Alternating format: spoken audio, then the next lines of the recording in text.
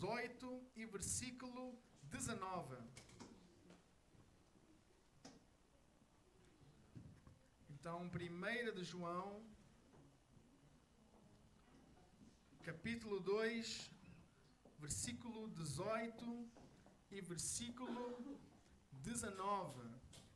Então vamos assim continuar esta série que temos feito da análise, da pregação expositiva sequencial da primeira carta de João, com o tema Deus é luz.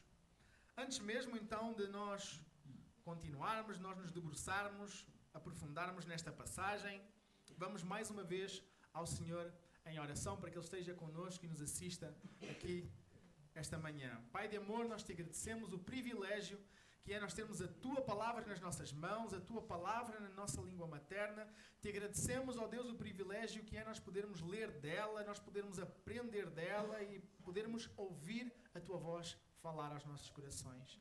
Te agradecemos, ó Deus, pois como já afirmámos esta manhã, temos a liberdade de Te louvar, de engrandecer o Teu santo nome, de Te cultuar, Senhor, e de Te fazer conhecido. Então ajuda-nos, ó Pai, capacita-nos para que com aquilo que temos, com aquilo que somos, nós possamos espalhar o Teu Evangelho aqui em Viana do Castelo e por onde quer que Tu nos leves, Senhor Deus. Deus bendito, que Tu possas estar a ser connosco esta manhã, que verdadeiramente aquilo que seja pregado esta manhã seja a Tua Palavra e não em vontades humanas ou artifícios humanos, mas que sejas Tu a brilhar, a ser louvado, honrado e glorificado no nosso meio. Que este culto que te estamos a prestar suba diante da Tua face como um cheiro suave, que traga alegria ao Teu coração, Senhor, e que Tu estejas passeando aqui no nosso meio com o Teu Santo Espírito, tocando os nossos corações e não permitindo que nós saiamos daqui os mesmos que entramos. Tudo isto nós pedimos e agradecemos no santo nome de Jesus, dizendo Amém.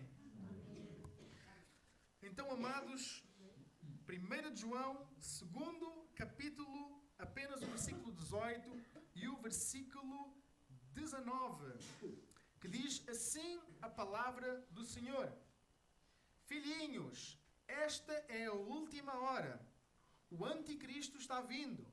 Já muitos anticristos se têm levantado, conforme o vistes. Por isso, sabemos que é a última hora. Eles saíram de entre nós, mas não eram dos nossos, pois se fossem dos nossos, teriam permanecido conosco. Mas todos eles saíram para que se manifestasse que não são dos nossos. Então, até aqui, a palavra do Senhor. Então, versículo 18. Vamos lá dissecar este versículo. Diz, não é? Filhinhos, esta é a última hora, o anticristo está vindo, já muitos anticristos se têm levantado, conforme ouvistes, por isso sabemos que é a última hora. João então volta a utilizar aquela expressão de ternura e afeto que ele vem utilizando, que ele vem empregando ao longo desta carta. Mas é interessante nós também repararmos neste facto de que sempre que parece que ele vai dizer alguma coisa que dura, alguma coisa assim aparentemente importante, alguma coisa que até vai causar desconforto, é interessante que ele utiliza esta expressão amorosa, eterna. Eterna, não é eterna. Porque se nós pensarmos em algo muito importante, a palavra do Senhor muitas vezes é dura. Muitas vezes aquilo que nós ouvimos, a forma da Bíblia falar aos nossos corações, fala com dureza. Fala muitas vezes, inclusive, com rispidez. Se nós virmos o próprio exemplo do Senhor Jesus, ele havia vezes, e muitas vezes, ele teve que falar com dureza, com seriedade. Mas algo que nós não podemos dissociar, separar, é que foi sempre em amor. A Bíblia muitas vezes nos repreende e precisa nos repreender.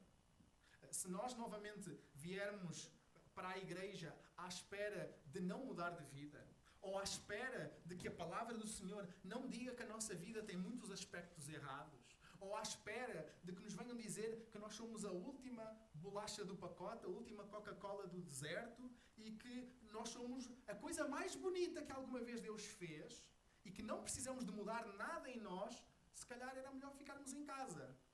Porque aquilo que é o trabalho do Espírito Santo em nós é mudar.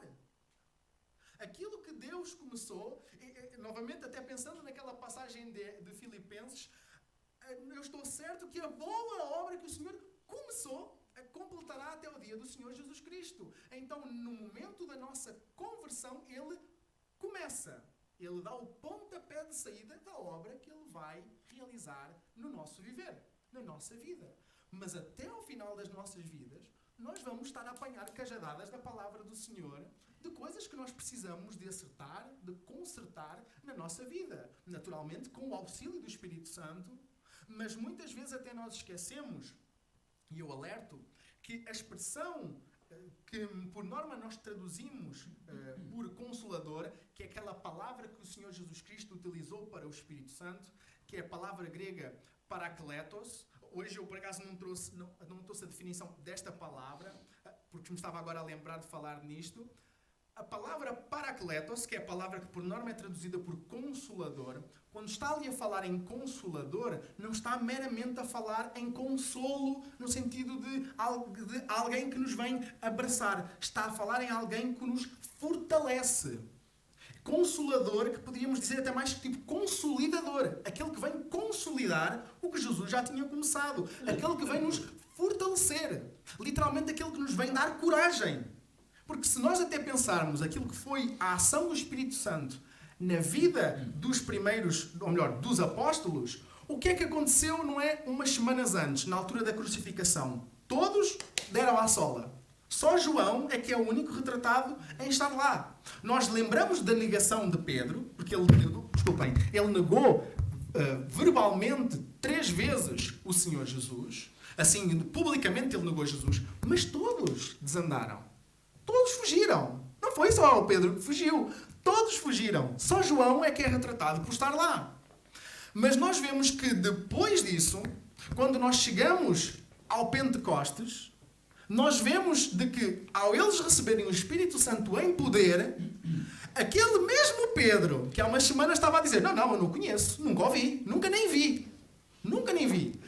Esse Pedro, agora era o Pedro que estava a meter o dedo na cara dos judeus a dizer, vocês mataram o Salvador. Vocês mataram o Santo de Deus. Novamente, a falar com dureza, capacitado pelo Espírito Santo, mas em amor, com o objetivo da salvação daqueles que estavam à frente dele. E, igualmente, então, a palavra do Senhor vai nos repreender. A palavra do Senhor precisa nos repreender. Novamente, é tipo o médico que vem com um prognóstico, ou melhor, um diagnóstico bem terrível, mas vem ao mesmo tempo falar da cura. Dizer, olha, está complicado. A situação está bem feia, mas eu tenho a solução. Então a palavra do Senhor trata assim conosco. E assim, igualmente, nós vemos que João, capacitado pelo Espírito Santo de Deus, ele agiu da mesma forma. Ele muitas vezes, não é? Ele vai falar, e tem falado, coisas importantes, coisas alarmantes aos seus ouvintes e a nós, mas sempre com uma perspectiva de amor. E é assim também que nós devemos lembrar de proceder com aqueles que estão à nossa volta, crentes e descrentes. Quando nós vamos chamar a atenção de um crente que está em pecado, ou que está a cair em erro, ou que pecou contra nós ou contra alguém, quando nós vamos chamar a atenção dessa pessoa, devemos fazê-lo em amor. Igualmente, quando nós estamos a apresentar a mensagem do Evangelho, nós devemos apresentá-la em amor. Deve haver sempre, lembrar que no nosso coração, até mesmo quando vamos repreender, deve ser um ato de amor, um ato de preocupação pela vida e pelo destino eterno daquela pessoa que está ali à nossa frente. Mas então, não dissociemos uma coisa, não dissociemos a dureza, a seriedade das Escrituras com o amor, e o falar em amor, e o discurso em amor. Mas então, continuando, outra coisa muito interessante, então, logo a seguir dele utilizar este termo filhinhos, o que é que ele começa por dizer? Esta é a última hora. Esta é a última Ora, e uma realidade que nós deveríamos saber, se é que ainda não percebemos isto, é que quando nós estamos a falar de escatologia é este palavrão teológico que significa os últimos tempos, ou as últimas coisas. Sempre que vocês ouvirem alguma coisa a ver com estudos bíblicos escatológicos, estamos a falar sobre o estudo das últimas coisas. Sempre que nós encontramos e sempre que vamos falar de coisas relacionadas com escatologia, estamos a falar, não é, do fim dos tempos e devemos lembrar que desde que Jesus ascendeu aos céus, que nós entramos no fim dos tempos. Isto é uma realidade que nós temos que ter a noção. Desde o momento em que Jesus ascendeu aos céus e disse, eu venho em breve, nós entramos no fim dos tempos. Tudo bem que nós podemos fazer uma separação entre o fim dos tempos e o fim, literalmente, do fim dos tempos. Passa esta redundância. Da mesma forma como, por exemplo, nós estamos, quando faltam 20 minutos para um filme acabar, e perguntam, em que parte é que esse filme está? Vai no fim. Mas ainda faltam 20 minutos. E só quando estão, às vezes, ali a 3 minutos de acabar, é que às vezes há, não é, revelações bombásticas que mudam toda a história do filme. Então, de forma parecida, nós estamos no fim dos tempos, mas ainda falta entrarmos no fim do fim dos tempos, digamos assim. Mas isto é uma realidade, que desde que Jesus ascendeu aos céus, nós já entramos neste tempo, já a caminhar, já estamos no período de descontos da segunda parte do jogo. Nós já estamos no período de descontos da segunda parte do jogo. Estamos só à espera de que promessas bíblicas, digamos assim, profecias bíblicas, se cumpram e que realmente se manifestem, por exemplo, como aqui o próprio João estava a alertar da manifestação do anticristo. Bem, antes mesmo de falar da questão do anticristo, e assim, antes mesmo de falar nisso, eu gostava de novamente, exatamente, relembrar. Quando estamos a falar do fim dos tempos, muitas vezes isto pode gerar, às vezes, como que dois comportamentos e as pessoas podem oscilar entre dois polos. Nós podemos oscilar entre um polo, ou melhor, podemos oscilar em um comportamento histérico, em parte, ou um comportamento sobre-preocupado e que tudo o que acontece é o fim dos tempos e de tudo o que acontece a gente bate com o pé numa pedra, é o fim dos tempos, eu sabia, isto é só desastres agora, é o fim dos tempos, estamos no fim dos tempos e vai acontecer o fim dos tempos. Aparece um tornado, eu não disse, é o fim dos tempos, estamos no fim dos tempos, isto é o fim dos tempos. E em parte misturamos e reinterpretamos tudo o que acontece e tudo o que mexe e literalmente começamos a entrar em paranoia. Tudo o que acontece, isto é sinónimo do fim dos tempos. Ué, mas o fim dos tempos, sim, nós estamos no fim dos tempos, desde que Jesus ascendeu ao céu, nós estamos no fim dos tempos. Mas não estamos obrigatoriamente no fim do fim dos tempos. Porque na própria passagem nós vemos que a humanidade, e se nós pensarmos inclusive nos últimos 200 anos, passou por momentos terríveis. Já passou por momentos terríveis. Se nós pensarmos só no século passado, em que nós supostamente estávamos na altura da modernidade e que éramos todos agora muito intelectuais e muito sábios e que agora nós íamos resolver todos os problemas da nossa humanidade sem Deus, e nós tivemos logo 2 guerras mundiais. Enquanto supostamente nós, como seres humanos, não, agora é que nós somos iluminados, agora é que nós somos inteligentes, agora que, como Nietzsche escreveu, agora que Deus morreu, não é? Que nós não precisamos mais de Deus para nada. Uma guerra mundial, passado cerca de 20 anos, outra guerra mundial, em que morreu gente para tudo quanto foi lado, onde montes das principais potências mundiais entraram em guerra. Então, nós imaginemos que nós éramos cristãos daquela época. Imaginem que nós éramos cristãos no seio da Alemanha nazi. A nossa compreensão, não, nós estamos no fim dos tempos. Está aí um anticristo, que é Hitler. Então, nós, como humanidade, muitas vezes passamos e ainda vamos passar por vários, for preciso, ciclos de tempos tortuosos, até que realmente se revele o derradeiro anticristo, digamos assim. Por exemplo, algo que também é importante nós termos em atenção para corretamente nós compreendermos esta passagem e, novamente, todas as passagens que estejam correlacionadas com a escatologia, sobre o fim dos tempos, não é? É aquilo que está escrito no Salmo 90, versículo 4, para começar, que diz o quê? Porque aos teus olhos 1000 anos são como o dia de ontem que passou, como a vigília da noite. E Pedro, na sua segunda carta, no capítulo 3, versículo 8 e 9, ele cita esta situação e ele chama a atenção em relação a esta questão do fim dos tempos. Ele diz: mas vós, amados, não ignoreis uma coisa. Um dia para o Senhor é como 1000 anos, e 1000 anos é como um dia. O Senhor não retarda a sua promessa, ainda que alguns a considerem demorada. Mas Ele é paciente convosco e não quer que ninguém pereça, mas que todos venham a se arrepender. Então, se nós podemos pensar, então, para aí, Jesus, há quase 2000 anos atrás, diz que vinha em breve. Mas já passaram 2000 anos. Mas Ele vem em breve ou não vem em breve? E nós vimos que, e se vocês forem a ler o contexto maior desta passagem, já naquele tempo as pessoas estavam a fazer pouco da situação. Ele disse que vinha em breve. Já passaram umas décadas e ele ainda não apareceu. Vocês andam aí a acreditar em histórias da carochinha. Jesus disse que vinha em breve. Já passaram décadas e ele ainda não veio. E agora nós estamos em pleno século XXI. Quase que já passaram, não é, mais de 2000 anos desde que Jesus ascendeu aos céus. E ele disse que vinha em breve. Então, como ouvi alguém a brincar, será que ele está atrasado no trânsito? Será que ele está preso no trânsito, a caminho de cá, e ficou lá preso no trânsito? Eu queria voltar, só que agora estou aqui preso no trânsito. Será que é isso? Não!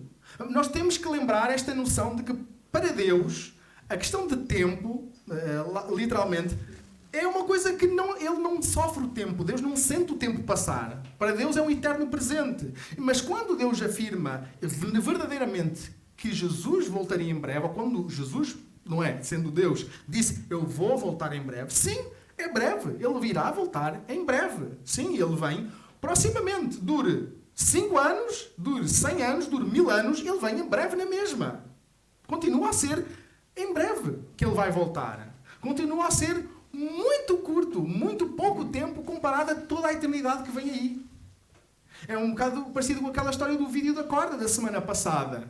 Nós, às vezes, na nossa matemática humana, não é? A gente pensa, eu tenho aqui na Terra, sei lá, 70, 80, 90, 120 anos. Isto é muito tempo. Agora, pensemos nós numa eternidade. Não tem fim.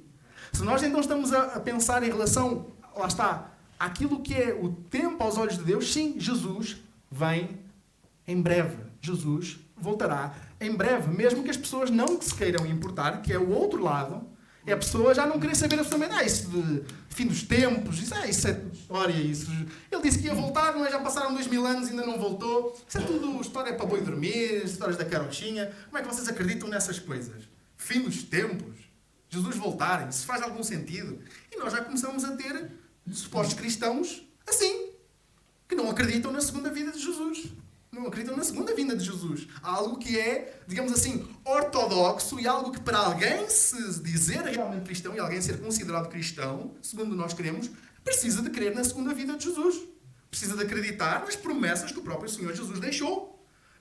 Novamente, aquilo que Jesus disse nos Evangelhos, aquilo que Jesus disse no início de Atos, e aquilo que Jesus disse no livro, em particular, por exemplo, de Apocalipse, não é subjetivo.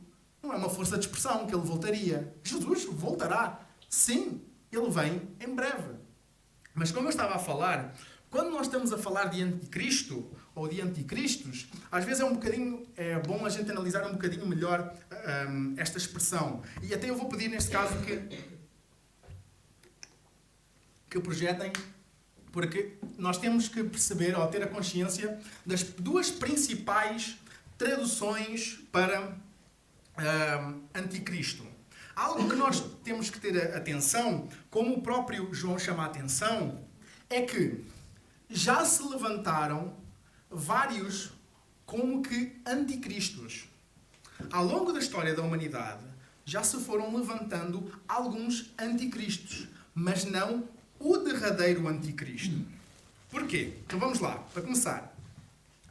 Quais são as duas principais traduções, ou as duas principais não, quais são as duas vias que podem caminhar em paralelo para traduzir esta palavra anticristo? Está ali em grego, antikristos, quer dizer anticristo, que que significa contra Cristo, e pode ser ou o derradeiro adversário do Messias, não é do Messias, é do Salvador. Do Salvador, não é? De Cristo, da sua mensagem, da sua causa e mensagem. Então, nós sabemos que biblicamente vai se levantar no fim dos tempos uma pessoa em particular, guiada e liderada por Satanás, e que irá inclusive seduzir os reinos da terra, e irá seduzir todos numa só causa, num só pensamento, contra Cristo. Mas não só contra Cristo, porque não nos podemos esquecer da segunda parte da tradução, que é uma pessoa que se coloca no lugar de Cristo, especialmente para usurpar de Cristo e da sua posição. Porquê? A expressão anti, no grego, tanto quer dizer, pode significar contra, contrário, ou no lugar de. Alguém que se coloca, se nós pensarmos em todas as seitas que surgiram em que alguém se coloca no lugar de Jesus, ou que vem dizer que é Jesus, ele é um anticristo. Porque ele se está a colocar no lugar de Deus, no lugar que está exclusivo a Jesus. Sempre que surgiu alguém, um líder, que se veio colocar contra Cristo, contra a mensagem de Cristo, e muitas vezes no lugar de Cristo, ele foi um anticristo. Hitler foi um anticristo. Por exemplo, Nero, que foi um imperador grande perseguidor da Igreja de Cristo. Nós até, em termos históricos, quando estamos ali no Apocalipse, a maior parte dos nossos irmãos na fé, em termos imediatos, estavam a associar que aquela mensagem sobre o anticristo era com Nero. Porque montes das coisas que Nero fez estavam ali a bater um certinho com aquilo que dizia no Apocalipse. Porque em termos imediatos, Nero foi um anticristo. Mas depois, no fim do fim dos tempos, se levantará o derradeiro anticristo. Mas até lá se levantarão mais pessoas que serão anticristos. Por exemplo, e não quero chocar ninguém, por exemplo, para os reformadores protestantes, aqueles que estavam ali no início da Reforma Protestante, há um cargo, um título que eles associavam ao anticristo, era o papado. Porquê? Porque o papado se diz que é o vicário de Deus, que é o pastor da igreja, que é o cabeça da igreja. São tudo títulos referentes a Jesus. Mas que uma pessoa humana, um cargo, está a usurpar para si. Então, para os reformadores, o papado era um símbolo de anticristo, porque se colocava no lugar de Cristo. Então, sempre que inclusive algum pastor, líder de alguma igreja ou seita, começa a dizer que ele é que é o cabeça da igreja, que Deus é que fala diretamente com ele, ou que ele é Jesus encarnado, ele é um anticristo. Então, por isso é que João nos diz, não é? No finalzinho deste versículo, já muitos anticristos se têm levantado conforme ouvistes. Por isso sabemos que é a última hora. E continuarão a haver anticristos que se vão levantar. Uma coisa referente também a esta questão, por exemplo, do anticristo, a questão do papado e tudo mais. Um dos símbolos que nós conseguimos ver, ou que percebemos que está muito associado ao anticristo, é a questão do ecumenismo. O que é isto, ecumenismo? Que palavrão é este? Ora, ecumenismo tem a ver com... E quando eu quero assim falar, quando eu estou a falar em ecumenismo, não estou a falar em relacionamento, em diálogo interdenominações ou assim. Porque há quem possa falar em ecumenismo a significar de quando as várias denominações cristãs, por exemplo, e várias religiões de expressão cristã se juntam para dialogar, para fazerem trabalho em conjunto, seja trabalho social, seja trabalho evangelístico. Nós juntávamos com outros ditos cristãos ou outros irmãos cristãos de outras denominações, de outras expressões cristãs, ortodoxos, católicos, luteranos e coisas. Vamos fazer uma coisa em conjunto. Há quem diga que isto é ecumenismo. É um tipo de ecumenismo. Mas quando eu estou aqui a falar em ecumenismo, estou literalmente a falar no chamado ecumenismo interreligioso, que muitas vezes nós temos visto, por exemplo, o Papa Francisco promover muito. Que é, não, os islâmicos também adoram a Deus, eles também, aquilo é uma expressão de Deus, é uma forma de adorar a Deus. Não, os índios lá da Amazónia também adoram a Deus, aquela religião que eles lá praticam é uma forma de adorar a Deus, é válido. Não, os budistas adoram a Deus realmente, aquilo é uma forma de adorar a Deus e é válido. Estamos a falar nesta ideia de um grande guarda-chuva e que todos nos vamos juntar e vamos ter só uma religião mundial e temos só esta religião que é tudo, são caminhos e formas de adorar a Deus. Em parte, muitas vezes tem sido uma ideia até popular, o pessoal até acha bonito e tal, só que é antibíblica. Jesus foi muito claro. Jesus em João 14,6, o que é que ele disse?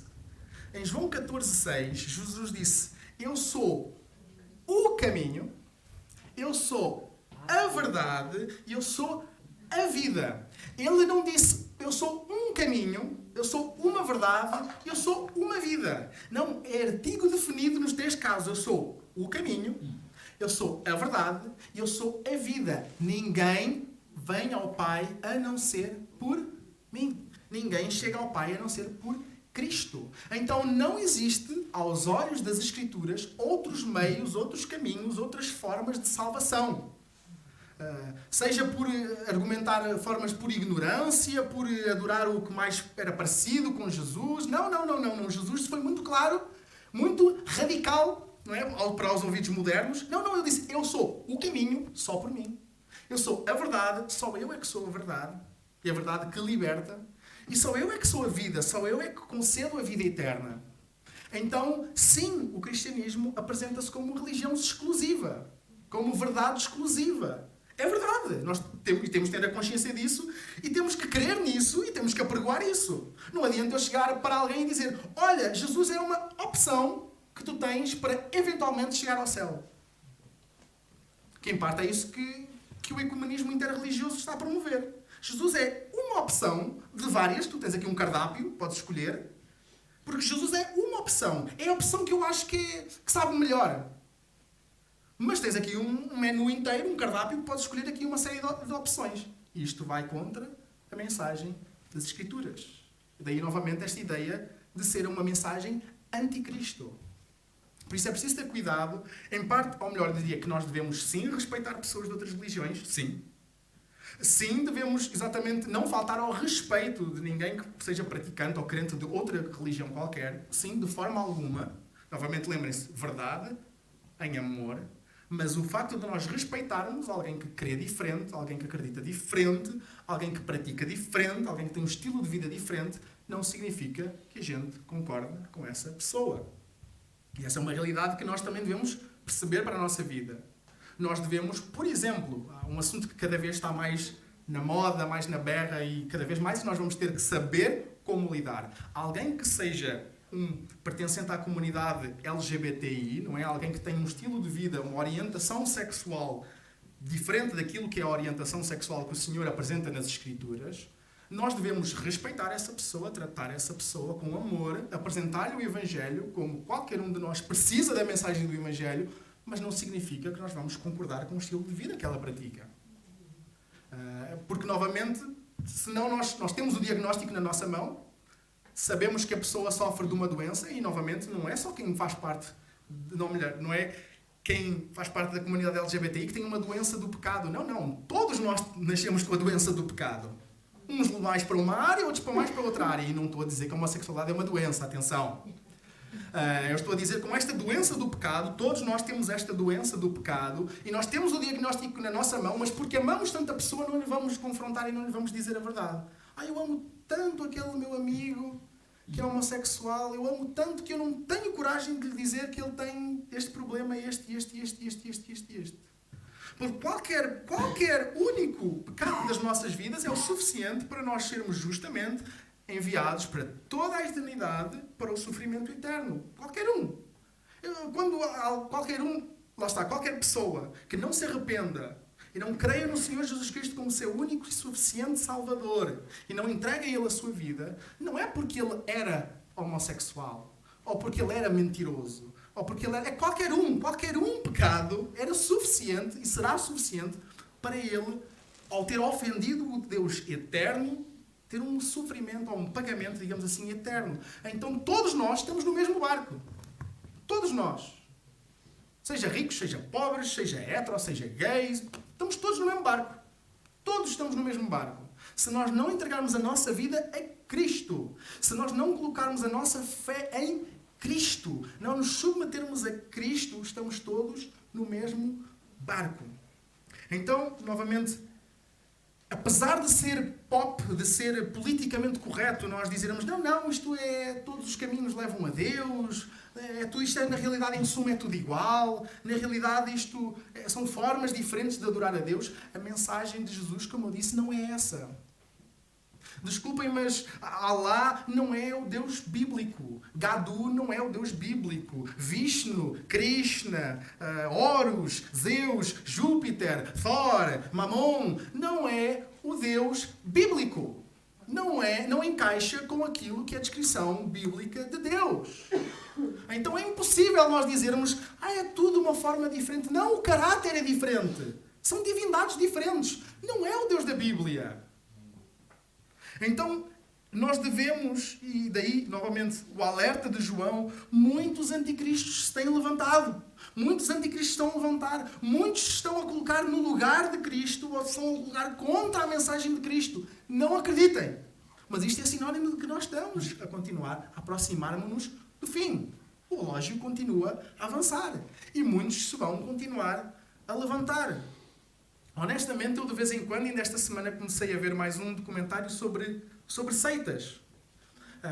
Porque eu gosto, é uma força de expressão, eu acho importante eu perceber e ver o que é que já aconteceu de pessoas que se intitulavam, lá está, divindades, intitulavam-se Jesus Cristo na Terra, intitulavam-se, e montes de pessoas que vão hipnotizadas, como que por aquilo, seguem cegamente um homem, confiam cegamente em alguém, pega-se na Bíblia, atira-se pela janela fora e acredita-se na palavra de um homem que diz, olha, a gente vai todos para ali, para o meio de um descampado, vamos viver ali numa comunidade, todos ali à parte e depois vamos nos matar a todos.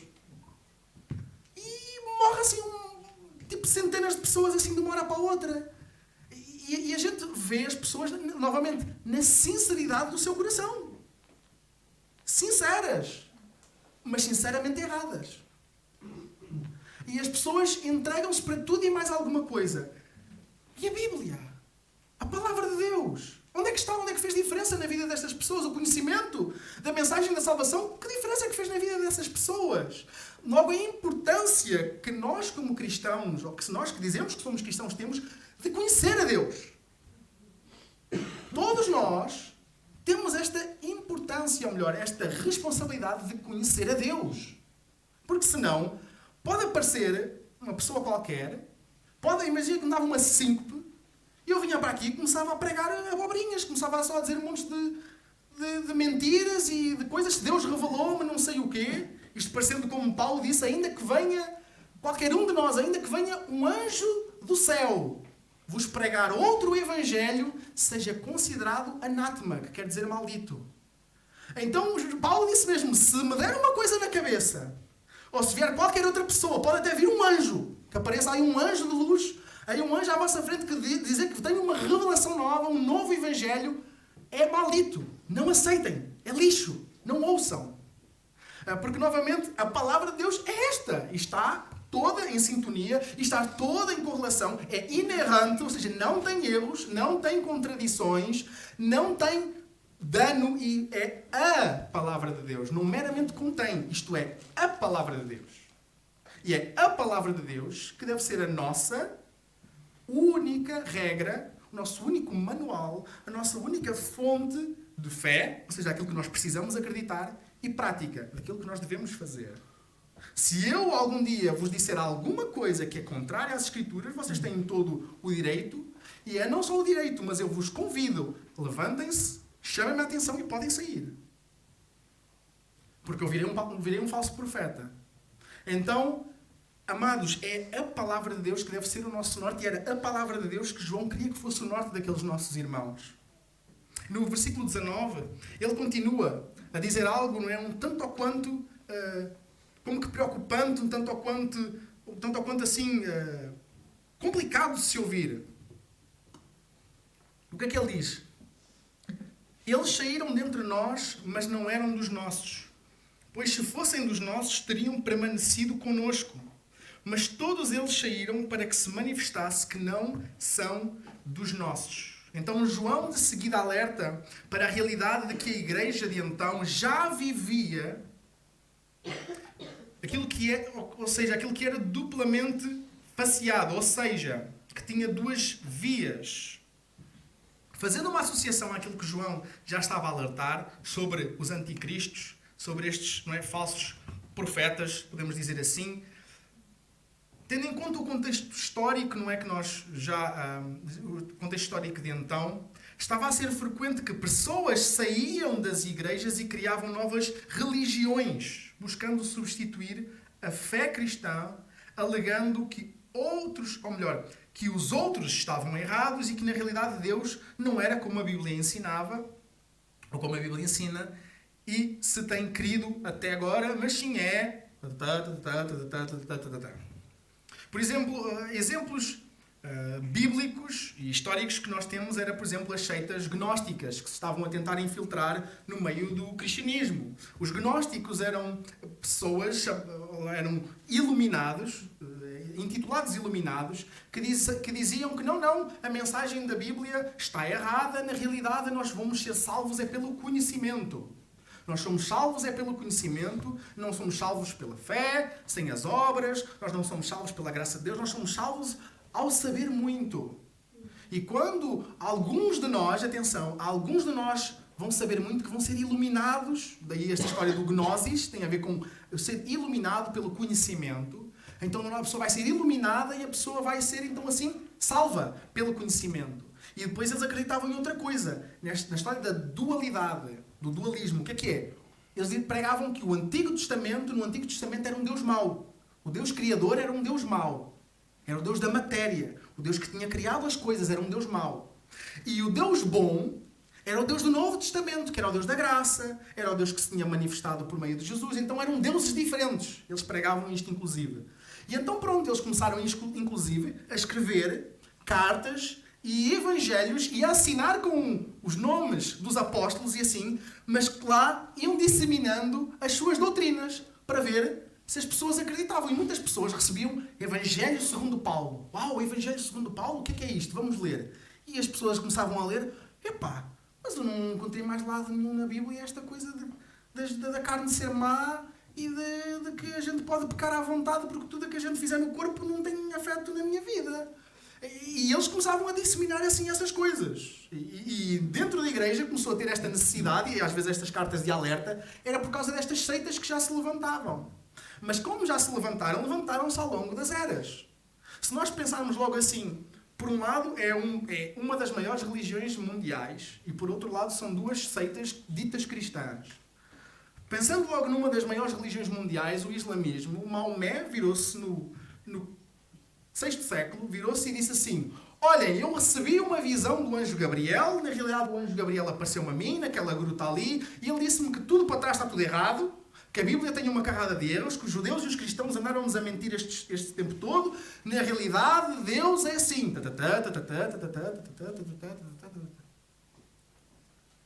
Passado mais uns séculos, virou-se uma pessoa chamada Joseph Smith, e disse, não, um anjo apareceu, um anjo Moroni, não aparece em lado nenhum na Bíblia, um anjo Moroni me apareceu e me guiou às placas sagradas que estavam enterradas ali ao pé da minha casa, e na realidade os cristãos, os judeus e todas as outras religiões está tudo errado, porque na realidade Deus é...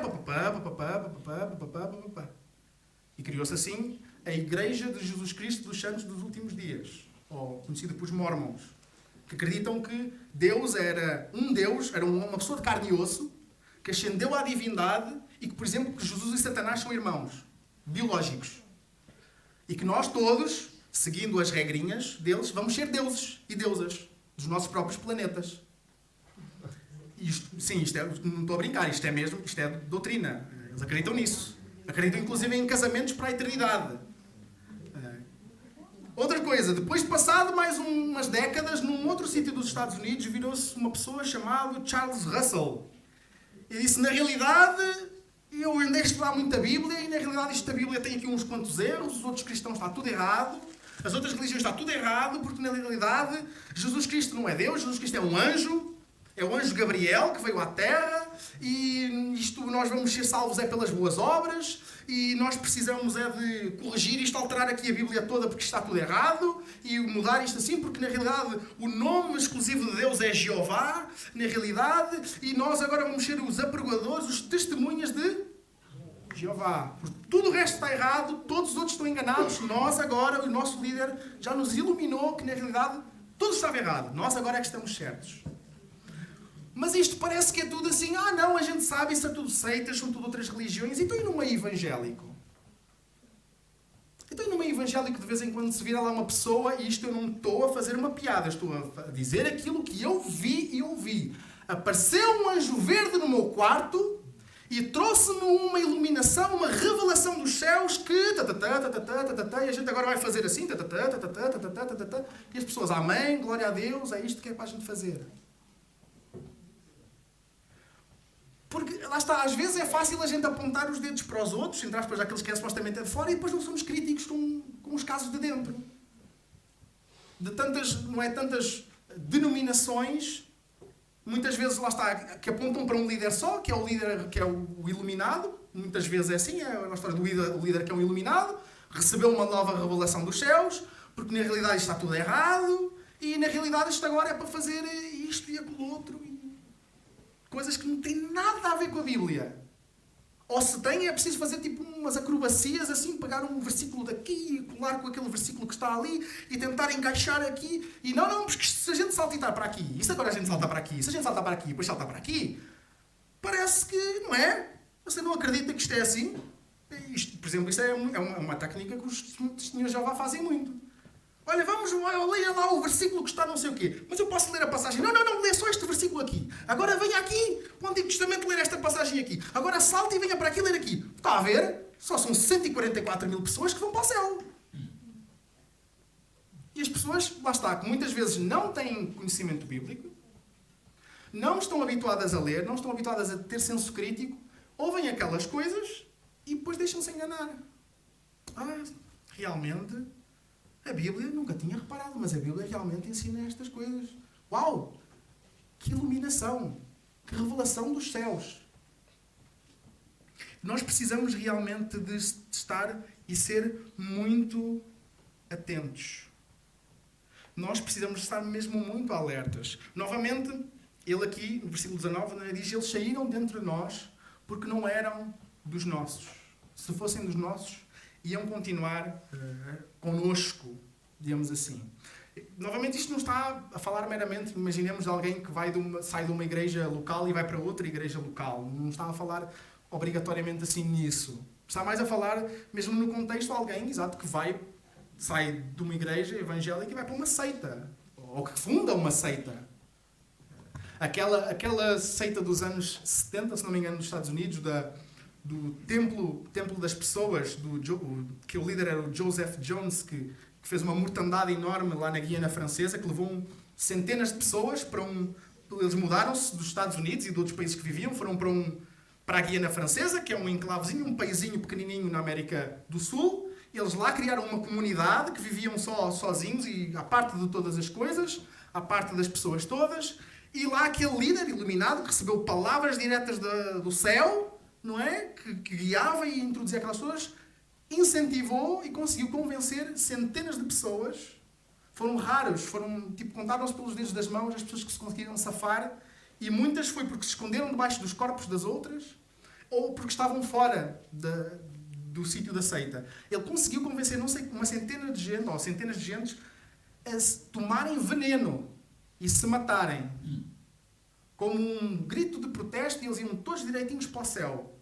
Eles primeiro, os pais iam dar o veneno aos filhos, deram o veneno aos filhos, os filhos morreram, depois os pais tomaram o veneno, e quando há as imagens, se vocês forem ver ao Google, se tiverem coragem para isso, estômago para isso, há as imagens de helicóptero em que se vê assim, tipo um mar de gente deitada no meio do chão, todas envenenadas, todas tomaram veneno. Porque lá um iluminado disse que recebia palavras diretamente, e era uma pessoa que tinha sido, creio que ele tinha sido inclusive pastor naquele caso tinha sido pastor de uma igreja evangélica e de repente começou a desviar aquela igreja para ser uma igreja tipo uma igreja própria dele e disso, lá está, virou logo uma seita em que ele era o maioral, o líder e matou não sei quantas pessoas. Por um lado, não é falar desta questão de desvios teológicos de pessoas que criam e que arrebanham pessoas para doutrinas anticristãs. Por outro lado, também está a falar do sentido das pessoas, ou daquele fenómeno conhecido dos desviados. No meio evangélico, viram muito popular se falar da história dos desviados. Desviados, por norma, refere, ou popularmente, dentro da cultura evangélica, descreve pessoas que antes professavam a fé em Cristo, mas depois saíram da igreja e estão a viver o resto da sua vida como se fosse um pecador normal, sem ligar o que é que a Bíblia diz, o que é que a igreja orienta, sem estarem em comunhão e por aí vai. Só que há um problema, diria assim, biblicamente há um certo problema com o conceito de desviado. A Bíblia, ela reconhece que sim, é possível uma pessoa verdadeiramente cristã se desviar dos caminhos do Senhor e estar momentaneamente fora dos caminhos do Senhor. Isso é possível. Um caso que eu costumo chamar muita atenção é o caso de Davi. Davi, que é chamado por Deus o homem segundo o coração de Deus, nós podemos ver que houve um período da vida dele em que ele se desviou dos caminhos do Senhor. Em que ele começou pela sua preguiça, ele não foi à guerra com o povo, ele viu a mulher de Urias, que era Batseba, desejou-a sexualmente, chamou-a, obrigou-a a deitar-se com ele, adulterou com ela. Ela acaba por engravidar por causa deste adultério que ele estava a viver em adultério com ela. Ela acaba por engravidar. Ele chama o marido dela para vir da guerra, para ver se deita com ela, para ver se ele esconde esta gravidez e consegue convencer que o pai da criança era Urias. Urias, porque era honroso, não se deita com a sua mulher. Diz, não, o povo está lá na guerra, eu não consigo ir agora deitar com a minha mulher enquanto o povo está lá na guerra. Eu não vou me deitar com a minha mulher. Ele não se deitou e por causa disto, por causa de ser um homem de honra, Davi orquestra o homicídio de Urias. Davi orquestra o homicídio de Urias. E Urias morre. E tem todo aquele contexto, Batseba dá à luz, a criança adoece e tudo mais. E enquanto não veio o profeta Natã e o repreendeu, e o Espírito Santo tocou-lhe no coração e o convenceu do erro dele, ele estava a viver em rebeldia, em carnalidade. E é possível que qualquer cristão, digamos assim, se comece a desviar e a entrar em rebeldia. Mas o que é que a Bíblia nos chama a atenção em relação a isso? Por exemplo, uma passagem muito conhecida, mas que às vezes nós não ligamos as coisas.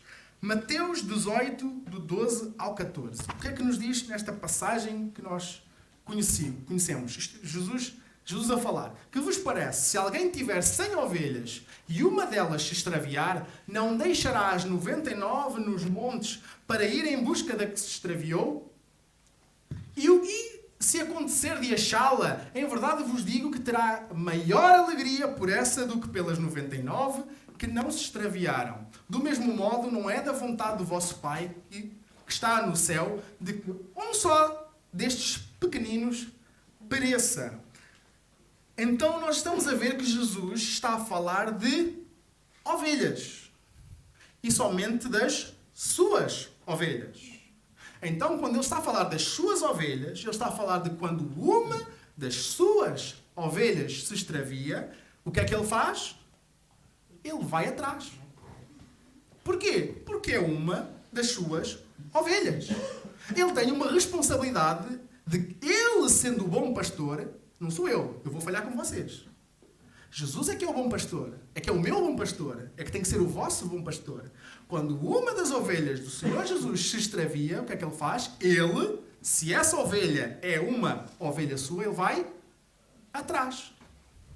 Outra passagem que fala um bocadinho da mesma questão. Uma passagem que eu gosto de com frequência chamar a atenção. Hebreus 12, de 5 a 8. Uma passagem um tanto ou quanto conhecida, que tanto nos alerta sobre a questão da repreensão que os pais devem exercer sobre os filhos, ou melhor, da educação que os pais devem exercer sobre os filhos. Porquê? Porque os amam. Chama-nos a atenção igualmente do facto de Deus lidar connosco, se nós somos filhos dele, também com disciplina e repreensão. Então vamos ler o que é que a Bíblia diz. Já vos esqueceste do ânimo de que ele vos fala como a filhos? Filho meu, não desprezes a disciplina do Senhor, nem fiques desanimado quando por ele és repreendido. Pois o Senhor disciplina a quem ama e pune a todo o que recebe como filho. É avisando à disciplina que perseverais. Deus vos trata como filhos. Pois qual é o filho a quem o pai não disciplina? Mas, se estáis sem disciplina, da qual todos se têm tornado participantes, então não sois filhos, mas filhos ilegítimos. Então, se nós vemos uma pessoa que no domingo diz, não, eu sou crente no Senhor Jesus, Jesus é a minha vida, eu vou seguir Jesus para sempre, e na segunda-feira, passa a expressão, vive como um ateu, digamos assim, esta passagem chama a atenção. Então, espera aí. Quem é filho de Deus, e quando se começa a extraviar, quem é uma ovelha do Senhor, ele vai atrás. Quem é um filho de Deus, ele faz o quê? Ele disciplina, ele corrige. Porquê? Porque ele ama. Então esta pessoa não é disciplinada, não é corrigida, não tem peso na consciência, parece que o Espírito Santo não toca no coração dela. O que é que no final desta passagem nos chama a atenção? Talvez vocês não são filhos, ou talvez aquela pessoa não é um filho de Deus, mas é um filho ilegítimo, digamos assim. E sim, novamente, a Bíblia, a palavra do Senhor é dura muitas vezes. É dura. E chama a atenção, não é desta forma, dura, mas em amor. Quando o escritor de Hebreus está a falar isto, está a dar tipo um safanão nas pessoas. Espera aí, tu dizes que és cristão, dizes que és crente no Senhor Jesus Cristo, mas que és um desviado e que vives agora como tu queres? Não sentes pesar do Espírito Santo no teu coração? Não sentes-te incomodado? Só sentes no máximo algum remorso com aquilo que tu andaste a fazer? Então se calhar tu nunca te converteste. Se calhar é bom tu veres como é que estás em relação a Deus, porque esta vida, lá está, como diz popularmente e diz na cultura, nós só vivemos uma vez. E depois de partirmos desta vida para a próxima, não há mais nada a fazer. É enquanto nós estamos aqui nesta vida que devemos fazer. Se nós lembrarmos, eu creio que isto aconteceu com muitos de nós, não digo que aconteceu com todos, mas talvez muitos de nós se lembram de quando os nossos pais até nos repreendiam, nos chamavam a atenção. Uma das argumentações que eles usavam é: não desonres o nome da nossa família. Ou eu estou-te a repreender porque eu não quero que tu vás lá para fora e nos envergonhes. Então não seria, ou melhor, não é de esperar que exatamente Deus tenha o mesmo relacionamento assim com os seus filhos? Então, para aí, isto aqui são os crentes que são todos estes crentes que são meus filhos. Mas eles podem andar a fazer o que eles quiserem, o que lhes der na cabeça, não há problema. A vergonha que vão me fazer passar, o escândalo que vão me trazer para a igreja, não há problema nenhum. Eles podem andar aqui a brincar à vontade. Não. Se nós somos filhos de Deus, o que é que Ele vai fazer? Ele vai nos disciplinar.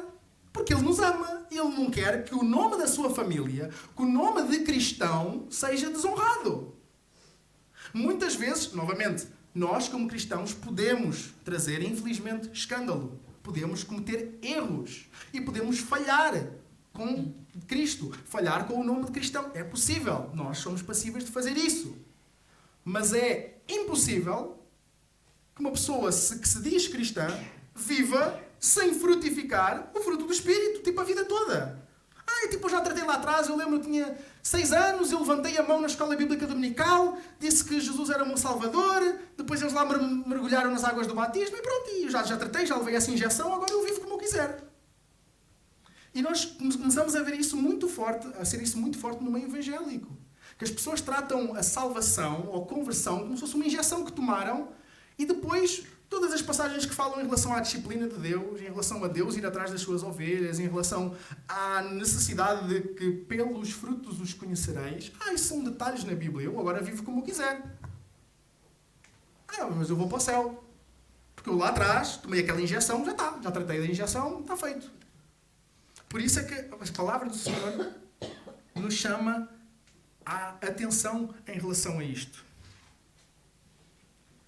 Cada um de nós tem que saber e deve ter a plena consciência, a plena convicção de qual é que é o seu ponto de situação em relação a Deus. Novamente, não sou eu que vou oferir, não sou eu que vos vou passar um atestado de conversão, um atestado de salvação.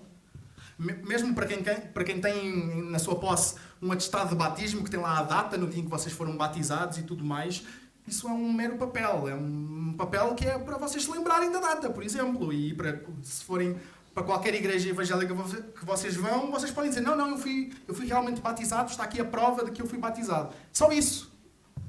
Só isso. Não é o atestado que ninguém é salvo. Batismo não salva ninguém. Batismo não salva ninguém. Batismo é um testemunho público da fé que é suposto já haver no coração da pessoa. A gente pode batizar quantas vezes for necessário um incrédulo. A gente pode estar ali a batizar até batizar de vez. Se a pessoa não está salva em Cristo Jesus, se a esperança da salvação dela não é a obra que Jesus fez na cruz do Calvário, se a pessoa não entregou realmente a sua vida a Cristo e se não frutifica, que é a prova, é o sintoma desta patologia que a pessoa adquiriu, então é perigoso. Então a pessoa está a brincar com fogo. E nisso, não é? A palavra do Senhor nos chama a que nós, diante do Senhor, lá está, e não digo que é para nós, inclusive para quem tem a convicção da sua salvação, não pode ser abalado por estas palavras. Porque já tem a convicção da sua salvação, está descansado em relação a Deus. Mas quem não está descansado em relação a Deus, quem não tem a convicção da sua salvação, em amor, eu chamo a atenção. Acerta o teu caminho com Deus. Acerta o teu caminho com Deus. Eu não sei se eu duro até logo à noite. Tu não sabes se tu duras até logo à noite. Quer Jesus volte daqui a 5 dias, daqui a 5 anos, daqui a 500 anos, tu tens um prazo de validade. Tu não sabes qual é o teu prazo de validade. Eu não sei qual é que é o meu prazo de validade. Mas todos já nascemos com um rótulo. Tal como com a data de fabrico, também vemos com o período de validade. Nós não sabemos, enquanto estamos nesta vida, que o Senhor diz, vinde a mim, todos os que estáis cansados e oprimidos, e eu vos aliviarei. Troquem comigo, tomem o meu jugo que é leve, o meu fardo que é suave, eu carrego o fardo do vosso pecado, tu tomas o meu fardo que é leve.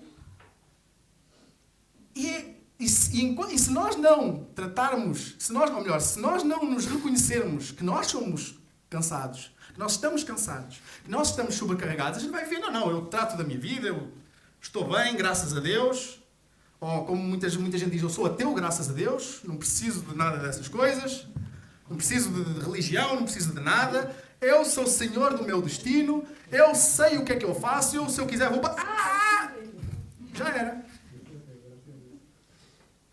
E nós temos a ver que, infelizmente, não é, no Ocidente, neste conjunto de países sobredesenvolvidos, países de primeiro mundo, países com boa tecnologia, bom sistema de saúde, as pessoas não têm grandes dificuldades financeiras no geral, vive-se relativamente tranquilo, vive-se relativamente em paz. E as pessoas, isso de igreja, isso de Deus, o que é que isso interessa para alguma coisa? E estamos a ver como é que a sociedade está a caminhar. No outro dia estava a ouvir um ateu dos mais famosos que existem no mundo, Richard Dawkins, que tem escrito muitos livros a combater o cristianismo, livros mesmo militantes, a promover o ateísmo, em que ele dizia numa entrevista que ele estava a ver que a falta de cristianismo na sociedade estava a ter consequências muito más. Que a falta de valores cristãos na sociedade estava a desenvolver consequências muito más.